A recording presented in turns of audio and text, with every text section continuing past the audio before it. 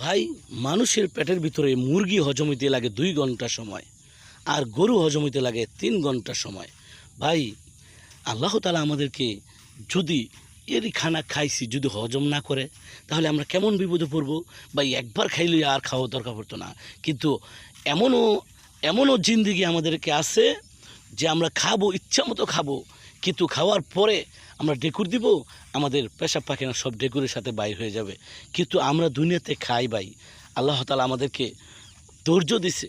আমরা দুনিয়াতে গোস্ত খাই, কিন্তু খাওয়ার পরে পায়খানা হইয়া বাইর হয়। যদি ভাই বাইর না হয়, তাহলে আমরা আল্লাহর ইবাদত করতে পারবো না, আমরা অসুস্থ হয়ে যাব। সেজন্য আল্লাহ তাআলা বাইর করে দেয় আল্লাহ তাআলার ইবাদত করার জন্য। কিন্তু আমরা মনে করি যে পায়খানা হইলো, আমার হজম হয়ে গেল গা, আমি বাচ্চা গেলাম। কিন্তু কে হজম করলো, কে পায়খানা করাইলো, কে ভিতর থেকে বাইর করাইলো, এটা তো আমরা একবার চিন্তা করে দেখি না ভাই। একবার চিন্তা করে যদি দেখি, তাহলে আমরা আল্লাহর ইবাদত ছাড়া আর কারো ইবাদত করব না। আমরা হিন্দু, বৌদ্ধ, খ্রিস্টান, তারা মূর্তির ইবাদত করে। মূর্তি কি তার পেটের ভিতরে ভাত হজম করে দিতে পারবো? তো অবশ্যই আল্লাহর ইবাদত করার দরকার। তাহলে আমরা বুঝতে পারবো আল্লাহ তাআলা আমাদেরকে কি করতেছে, আল্লাহ তাআলা আমাদেরকে কীভাবে চালাইতেছে। হ্যাঁ, মুরগি গোস্ত যদি 2 ঘন্টায় হজম হয়, আল্লাহ তাআলা পানি দিয়ে 1 সেকেন্ডে হজম করে দেয়। আল্লাহ তাআলার অনেক নিয়ামত আছে, অল্প সময়েও হজম হয়। আবার আল্লাহ তাআলা এমনও নিয়ামত আছে যে 4-5 ঘন্টা লাগা যায় হজম হইতে।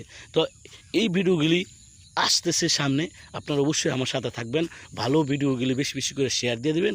অবশ্যই মানুষ শুনতে পারবো, জানতে পারবো, বুঝতে পারবো। অবশ্যই আমল করতে সহজ হবে।